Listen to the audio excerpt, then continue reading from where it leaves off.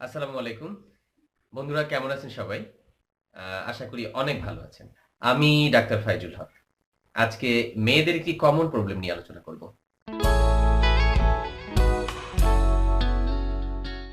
হ্যাঁ, আপনার কাজে লাগতে পারে আপনার বোন অথবা আপনার আ বান্ধবী অথবা যে কারো কাজে লাগতে পারে।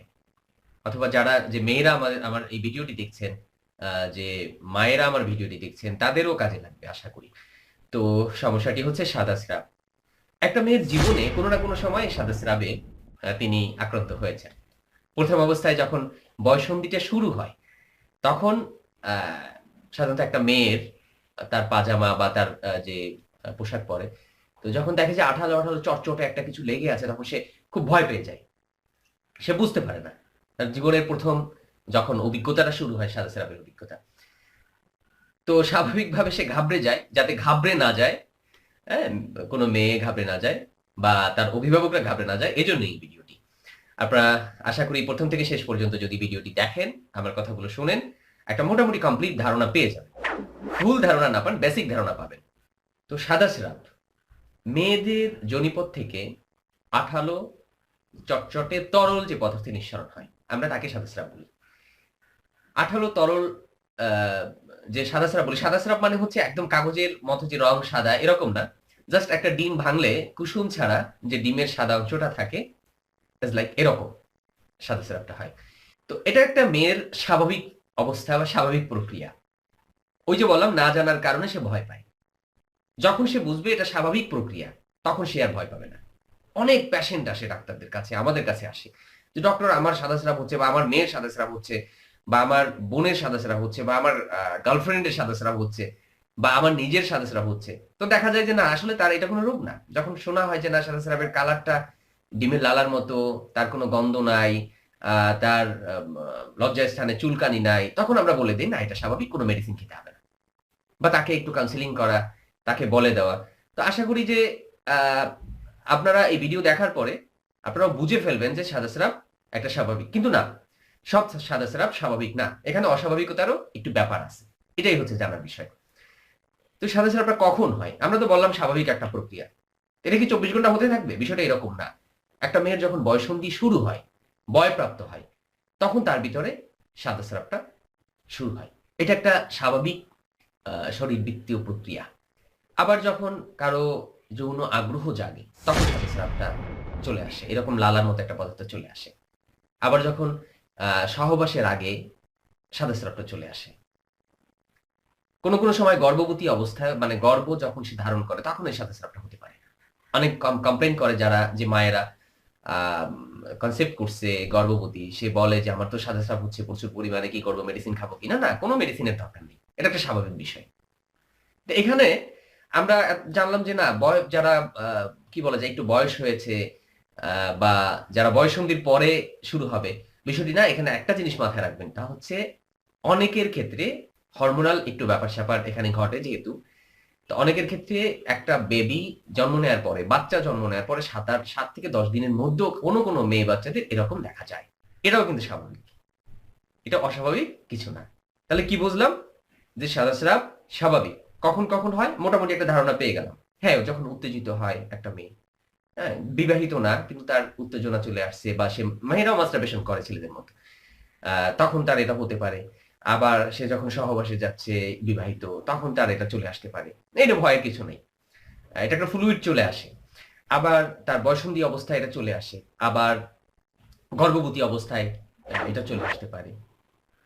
তো এগুলো হচ্ছে মোটামুটি একটা কমন। যে যার জন্য কোনো টেনশনের কিছু নাই। টেনশন করব আমরা যদি হ্যাঁ, এই কালারটা চেঞ্জ হয়ে যায়। আঁটশে গন্ধ আসে। যদি লজ্জাস্থানটায় চুলকায়, তখন আমরা টেনশন করব। সাধারণত ব্যাকটেরিয়া, ফাঙ্গাল এসবের কারণে এসটিডি বা যৌনবাহিত রোগ বা প্রদাহ, ইনফ্লামেশন এসবের জন্য কিন্তু সাদা হয়।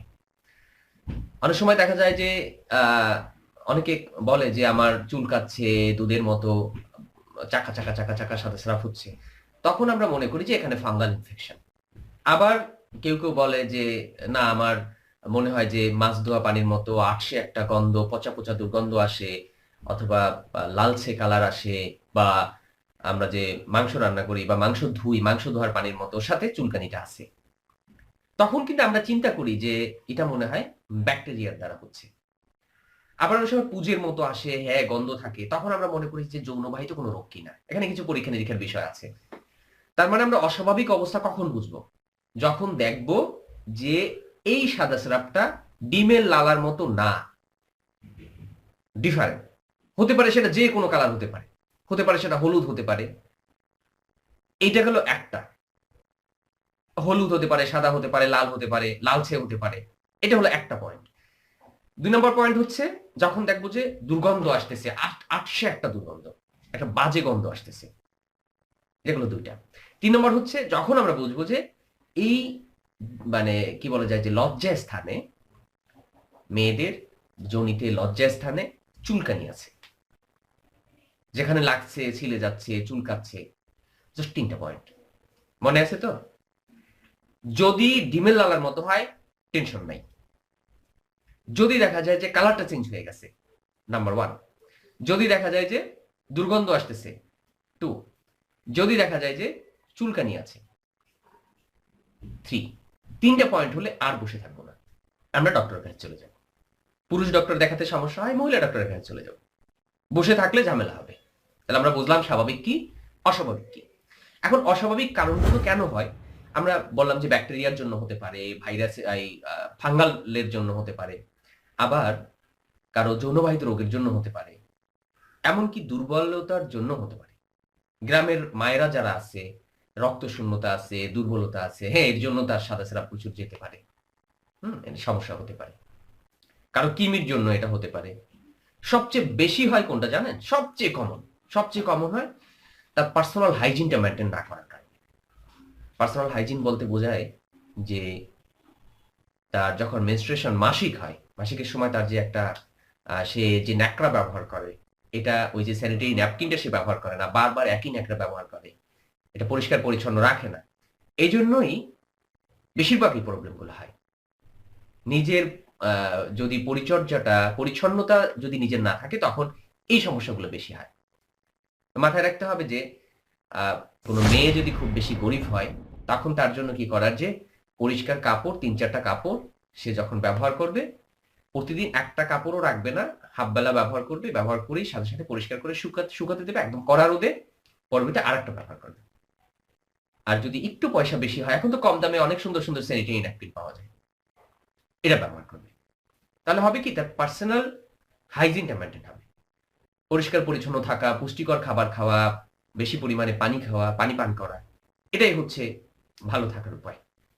আশা করি আপনারা সাদা স্রাব সম্পর্কে আপনাদের প্রশ্নের উত্তরটা আপনারা পেয়ে গেছেন, যে কখন আমরা স্বাভাবিক বলবো, কখন আমরা অস্বাভাবিক বলবো, কি কি কারণে হয়, কখন আমরা ডক্টরের কাছে যাব। ওকে? সাদা স্রাবের আরেকটা নাম আছে, লিউকোরিয়া। হ্যাঁ, লিউকোরিয়া বলা হয়, অনেকে সাদা স্রাব বলে, অনেকে ধাতু ভাঙা বলে। হ্যাঁ, একদম প্রত্যন্ত গ্রামে ধাতু ভাঙা বলে, মেয়েদের ক্ষয়রোগ বলে, মেয়েদের কষা রোগ বলে। এক পেশেন্ট আমার কাছে আসছে, বলছে আমার কষা রোগ হয়েছে। আমি মনে করছি কনস্টিপেশন হয়েছে। আমি বললাম কি পায়খানা করতে সমস্যা হয়, কষ্ট হয়, ইত্যাদি ইত্যাদি। আট জাতীয় খাবার খাবেন, এই করবেন সেই করবেন। পরে বুঝলাম যে না, আসলে সে কি বুঝাচ্ছে, তার সাদা স্রাবের কথা বুঝাচ্ছে। আমার আরেকটা ভিডিও আছে লিউকোরিয়া নিয়ে, দেখবেন আশা করি। আমরা চাচ্ছি যে মানুষ সচেতন হোক। এখন আমি মেডিসিনের নাম বলে দিচ্ছি, কিন্তু মাথায় রাখবেন যে এই মেডিসিনগুলো ডক্টরের পরামর্শ ছাড়া না খাওয়াই ভালো। যেখানে একদম ডক্টর নাই, প্রত্যন্ত এলাকা, সত্যি সত্যি কোনো ডক্টর নাই, তখন কি করবেন? তখন যেন আমার ভিডিও আপনার জন্য হেল্প করে, এই জন্য এটা বলা। যদি সাদাস্রাব এরকম হয়, তখন আপনি যে মেডিসিনটা খেতে পারেন তার নাম হচ্ছে পত্রাঙ্গাসব।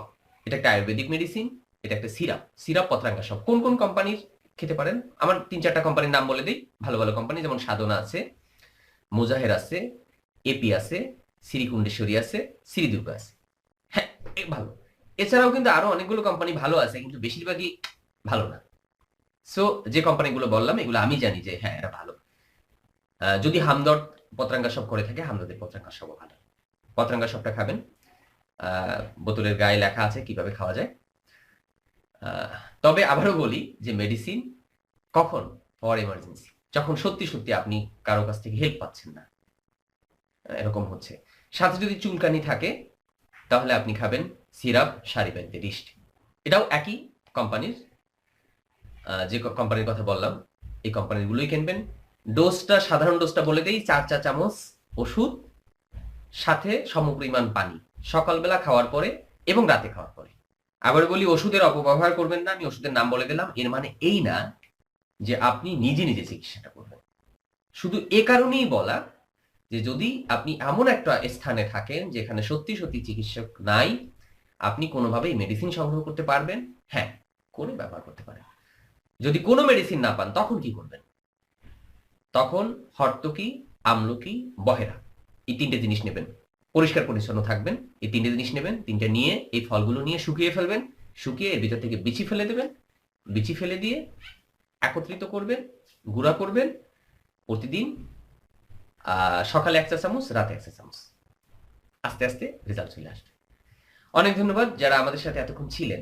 আমাদের মেডিসিন বলার কোনো উদ্দেশ্য ছিল না, আমাদের উদ্দেশ্য ছিল যে আপনাদেরকে তথ্যটি দেওয়া, ধারণাটি দেওয়া। আমরা আশা করি দিতে পেরেছি। আপনারা কমেন্ট করবেন, আশা করি পজিটিভ ফিডব্যাক পাবো আপনাদের কাছ থেকে। অনেক ধন্যবাদ, চমৎকার একটা সময় কাটালাম আপনাদের সাথে।